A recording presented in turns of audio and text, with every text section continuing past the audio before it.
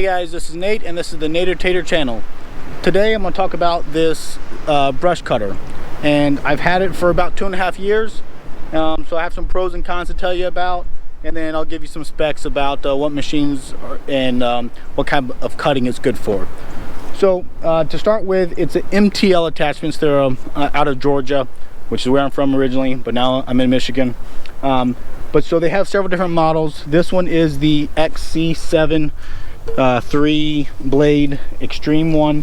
It's 68 inches wide, and then it has a cutting of about 60 inches wide. So you know, obviously it doesn't quite cut all the way to the end or the edge of the cutter. So it has a big flywheel, and you know, there's lots of brush cutters out there. This one is like a budget one, I would say, compared to some of the other Blue Diamond, Skid Steer Solutions has them.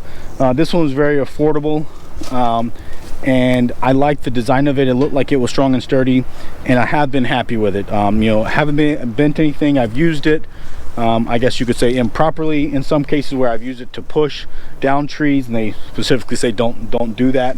But it's fantastic for that, because it sticks out so far from the machine, and then you can use this with your tilt to really shove a tree down.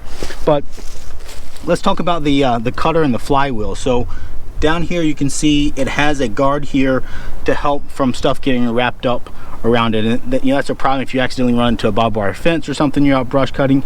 It's going to wrap around and then it'll mess up your bearing up there. So this tries to limit the chance of that happening. I haven't had a problem with that, but I like that it's in double shear.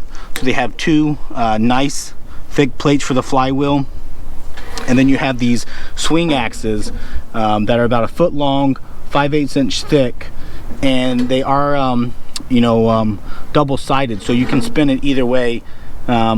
I would say it's not as easy as I thought it was going to be. You know, the skid steers and this toolkit have a toggle switch, so you can send the flow one way or the other way. You can't just directly do that, and I'll talk about that in a minute.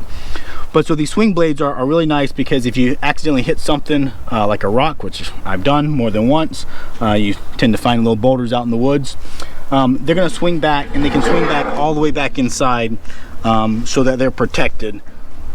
So that, you know, the most you can do to them is about this, and this is where I ran it straight into a granite block, which obviously isn't ideal, but they are easy to sharpen. I just get the angle grinder out and sharpen them up. They have nice big serviceable bolts here that you can change out the blades, and then it has a nice carrier there. And now some people will add teeth, or some of the ones have little carbide teeth underneath there, and that's for mulching up the material, so you can land on top of it and go down, and that will kind of grind it up. For me, I just take this whole brush cutter and then angle the nose down, and that's going to skid these blades closer to the ground, and I use that as kind of a mulching technique. All right, so that's, you know, underneath it has some nice reinforcements here, you know, on the side, for when trees or debris hit the side. It's reinforced there. I haven't had any problems with bending anything major like that on the inside. I have bent the runner a little bit on this other side. I'll show you that. But right here, yeah. So I'm not sure what I set that down on. But that's about the only piece I've bent. The quick attach is really sturdy. I like the reinforcements they have for it. It also has the lower reinforcement, which is nice to help protect your bobtack pins from getting damaged.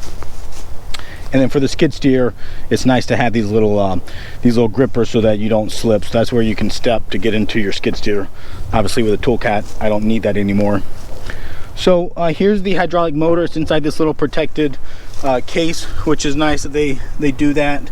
It's a direct drive unit, so there's no gearbox. You know, the easy way to tell is the ones with the gearbox, the motor will be mounted 90 degrees, and then you'd see an elbow, and that's the gearbox. So this one is straight vertical up and down, so that means that bearing and that flywheel are directly attached to that motor shaft.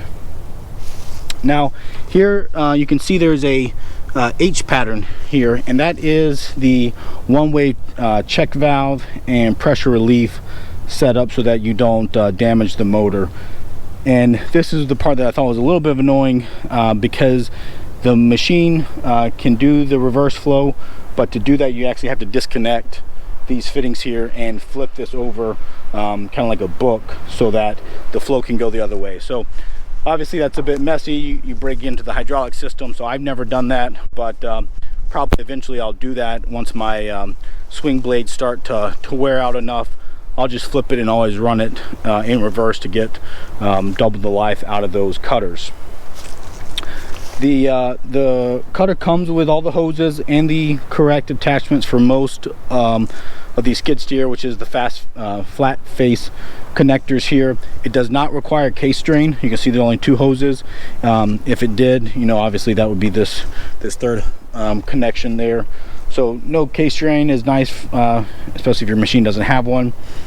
And then, you know, my only other complaint I've had with this is right here. This is the connection of the hoses to the actual cutter. And the problem with it is before this was put out to here, and it meant that the hoses always hung wider than the cutter. And so I really didn't like that, because then when you're driving through, for me, I was cutting like new trails and stuff, I'd be going up along trees, and lo and behold, the hoses are what sticks out the furthest and catches everything. So I was really afraid I was going to rip the hoses. So what I did is, the bolts were here and here, so this whole thing was shifted over to here. I just loosened one of them. Obviously it's not the best, but it shouldn't have a lot of load on it, so I thought it was okay to just have the one bolt there. Slid this whole thing backwards and then kind of rotated it down a little bit. That allowed me to get the hoses all tucked in inside of the actual cutter. So that was probably the main complaints I had with the design was just that. And then the other thing that, it's not really a design complaint, but it's a use complaint, for this, for brush cutting. It's fine if it's 6 inches off the ground and you're just cutting high. For me, I use it for mowing. You can see some of my videos of mowing. But you know, obviously this will catch, you know, they could have put another turn up here, and that will help it, you know, from, you know, especially when you skid steer, this is sliding sideways on the ground and this edge will cut and dig into the dirt. My solution for it is I actually fabricated up some arms here with brush hog wheels. So these holes here is where I have brush hog wheels.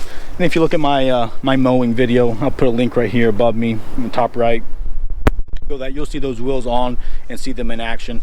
And those are something, you know, it's just 4 quick bolts. I take them off, and then I can go in the heavier stuff. The problem is you don't want the wheels hanging out there when you go after the hard stuff. It grabs them and will bend things. So if you want to use it as a more, you know, not a finish mower, because it still, the lowest it goes is about 5 inches maybe. You know, I would say 5 to 6 is about the lowest you can get it to cut, and that's what I have it set up with the wheels. But overall, I've been very happy with it.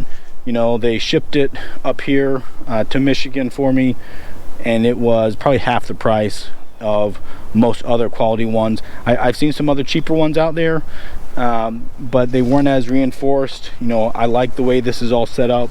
This seems like a good design, and so far in 2.5 years, I've been very happy with it. So I would recommend it, and good luck cutting, guys. One other thing about brush cutters is you'll see they come in a couple different styles. This one's called like an open face, so you know, obviously the front is exposed. Some of them you'll see will be flat across the front, and then the, you know, other thing you'll see sometimes is like a chain or something out here. And then obviously you have more of the finish mower types, and those would have typically rollers, so they might have a roller on the backside. This one does not have any kind of roller. It just rubs on the skids on it. The one thing I'll say, I certainly do not regret getting the open one. Having this open V is really nice for allowing you to get a tree, and you put a tree right in there, and that's going to allow you to eat away at it quickly. The other thing it can do is you can use that to get closer to some obstacles. So you know, typically since the cutter, you know, just gets into here, so you know, this is where I'm saying you can prevent from overloading the cutter. If you can get a tree in here, it'll start chipping away at it. But then the other nice thing is, you know, if you had this as a flat face, you can never get up against a tree close to it, because you'd be 6 inches away from the actual swing blade. So this allows you to get up close. You have to be careful, but there's a couple times when I'll have like a smaller tree that I want to get rid of and keep the big tree, and the open face really allows you to do that. And then the other really nice thing about them is the open ones typically have this big this bull guard or push bar that allows me to cut trees and push them over, whereas if I had something low, I wouldn't be able to do that. So that's what I like about this one.